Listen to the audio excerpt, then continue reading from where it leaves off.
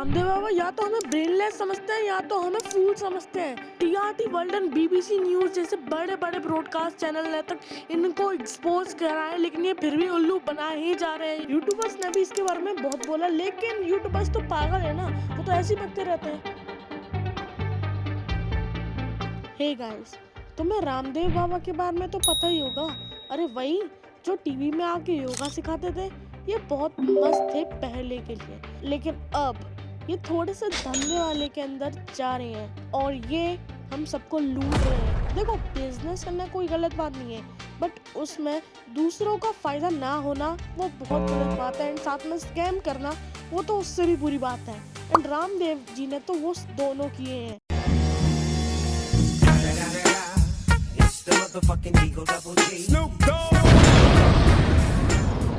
रामदियो पीर के बारे में मैं नहीं बोल रहा हूँ, ठीक है। रामदियो पीर उनका फुल नाम मैंने अभी चेक किया। तो बिना किसी टाइम वेस्ट के अभी वीडियो में चलते हैं। चलो जोक बहुत हुआ, लेकिन अब थोड़ा सा सीरियस हो जाते हैं। रामदेव बाबा का जन्म हुआ था 25 दिसंबर 1965 में एक छोटे से विलेज अलीपुर में हुआ था। रामदेव जी के माता पिता ने सोचा था कि वो कुछ ऐसा इंसान बनेगा जो दूसरों की मदद करेगा, और आज देख लो इस सबको ठग ही रहा है भैंस की। लेकिन फिर रामदेव जी ने कहा, बाहर में जाओ स्कूल्स, हम तो गुरुकुल में पढ़ेंगे। तो फिर बाबा जी ने 11.5 इयर्स की एज में उन्होंने ज्वाइन की गुरुकुल शिक्षा। एंड हाँ, मैं पहले ही बोल दूँ, जो ये 11.5 है, मैंने एवरेज निकाला है 9 और 14 का, क्योंकि हर एक मैं न्यूज़ देख रहा था, जो आर्टिकल्स देख रहा था, जो भी होता है उसमें 9 से लेकर 14 तक ईयर्स आ रही थी। अब मैं एग्जैक्ट बता नहीं सकता, लेकिन हाँ, मैंने इसका एवरेज निकाला जो कि है 11.5। एंड अब फिर बाबा जी को मिला अपना एक साथी जिसका नाम है आचार्य बालकृष्ण। एंड फिर जब ये दोनों बड़े हुए तो इन्होंने सोचा कि भाई थोड़ा सा, मतलब आजकल की तो जनता है ना, वो थोड़ी सी भाई मोटा हो रही है और आजकल के विदेशियों चीज़ों में बड़ा क्या कहते हैं उसे, ज्ञान रख रही है। तो इसकी वजह से अब उन्हें कुछ खुद करना पड़ेगा। तो फिर उन्होंने कॉल लगाया संस्कार टीवी को। एंड हाँ, साथ में वो बुढ़ा है, तो संस्कार वाले लोग सारे लोग उसकी बात मान के योगा करेंगे। एंड वैसे करना भी चाहिए, वो बात तो बढ़िया ही है। बट प्रॉब्लम जब शुरू हुई, जब उन्होंने शुरू किया पतंजलि। ये शुरू में ठीक ठाक ही चीजें बना रहे थे, मतलब उतना मस्त नहीं था, लेकिन 2020 आया एंड जब लॉकडाउन लग गया तो इन्होंने कुछ ऐसा किया जिसकी वजह से इनकी पहली कंट्रोवर्सी चालू हो गई। तो आई है मेरी कोरोना के अंदर, जब भी कोरोना को आराम से 10 दिन के अंदर लाभ देगी एंड साथ में कोरोना से तुम्हें अच्छे से लड़वाएगी। मैं ज्यादा कुछ बोलूंगा नहीं, वरना यूट्यूब डिमोनेटाइज कर देगा। ये एडवर्टीजमेंट जब आई थी, जब भाई लोग कोरोना से मर रहे थे, सारे ग्लोबल साइंटिस्ट अभी इसका वैक्सीन नहीं निकाल पा रहे थे, एंड हमारे रामदेव बाबा जी ने एक वैक्सीन निकाली। एंड ऑब्वियसली ये एक हिंदू बाबा है, तो सारे हिंदू धर्म का प्रचार करने तो आ ही गए। एंड कन्विंस इसलिए हुआ क्योंकि भाई ये तो है बाबा और ये करेगा बिजनेस, ये हमारा हिंदू बाबा करेगा बिजनेस, लेट्स को हमें से सपोर्ट देना है, हमें अपनी धर्म की पूर्ति करनी है ना। ये इतना बड़ा योगी है, इतना बड़ा, हाँ वो बहुत बड़ा योगी है, बहुत बड़ा सन्यासी है, ठीक है। बल्कि ये ऐसा कुछ नहीं है, ये सन्यासी बिल्कुल भी नहीं है, क्योंकि असली सन्यासी वो होता है जो कि अपने परिवार और सब कुछ छोड़ दे, ये अपनी मोमाया को छोड़ दे।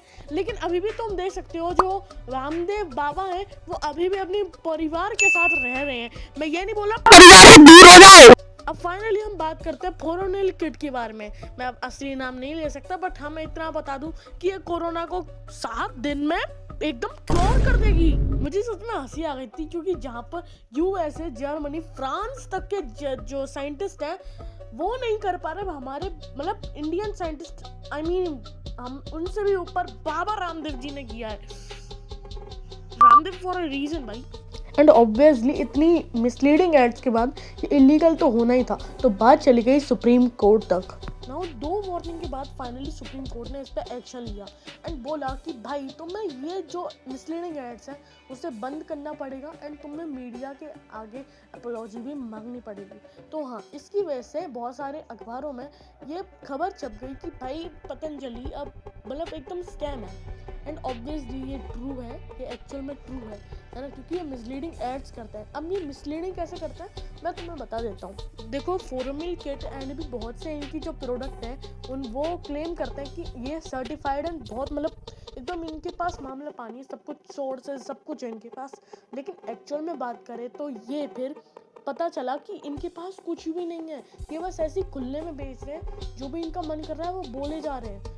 लाइक मैं बोल दूँ तुम इंसान नहीं हो, तो भाई ये थोड़ी प्रूव हो जाएगा कि तुम इंसान हो ही नहीं। लाइक कुछ फोर्सेस एंड वो सब तो लगते हैं ना। अब ये मत मान लेना कि तुम सच में इंसान नहीं हो, क्योंकि ये ऑब्वियसली मैंने एक सिली सा आंसर दिया है, मतलब सिली सा एग्जाम्पल दिया है। एंड अब ये लोग एड्स भी मतलब हिंदूज एंड मतलब धर्म के नाम पे ये टारगेट करते हैं, है ना। इनकी एड्स धर्म पे होती हैं, ऑब्वियसली सी बात है। एंड साथ में कुछ सालों बाद मतलब 1 या 2 सालों बाद इनकी 14 प्रोडक्ट्स नोएडा में बैन हो जाती हैं because of misleading ads and साथ में जो इनका वो लफड़ा चल रहा था। एंड हद तो तब हो गई जब इन्होंने अपने दंत कांति पे जो नॉनवेज था वो मिला दिया, जो कि था एक हड्डी। मैं अब उसका नाम नहीं बोलूँगा क्योंकि हो सकता है वो थोड़ा सा डिमोनिटाइजेशन में भी आ जाए। जो इनका डेंटल प्रोडक्ट्स है वो ख़राब है, इनकी हेल्थ प्रोडक्ट ख़राब है। कम से कम घी एंड जो हनी है वो तो शुद्ध होगा ना। गलत जवाब। जो इनका घी और हनी है दोनों के दोनों lab test and deep test में एकदम फेल हो गए थे, है ना। एंड ये कोई टुच्चू मुच्चू रिपोर्ट नहीं है, ये था centre science and environment. And इसी की वजह से ये इतना बड़ा स्कैम हुआ है।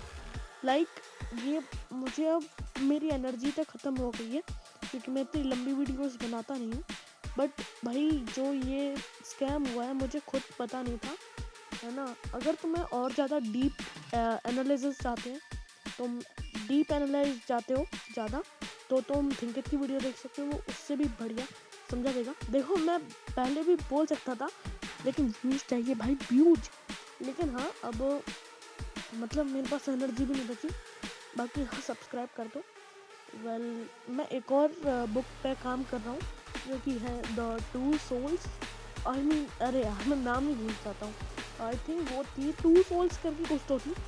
Yes yes yes you have two souls नाम की एक बुक आ रही है। उसके अंदर मैं डिस्कस करूँगा कैसी online life versus offline life inspired by atomic habits from James clear, है ना। अब भाई बंद करो से, मेरा दिमाग पक गया है अब सच में भाई। ये क्या बोलूँ मैं।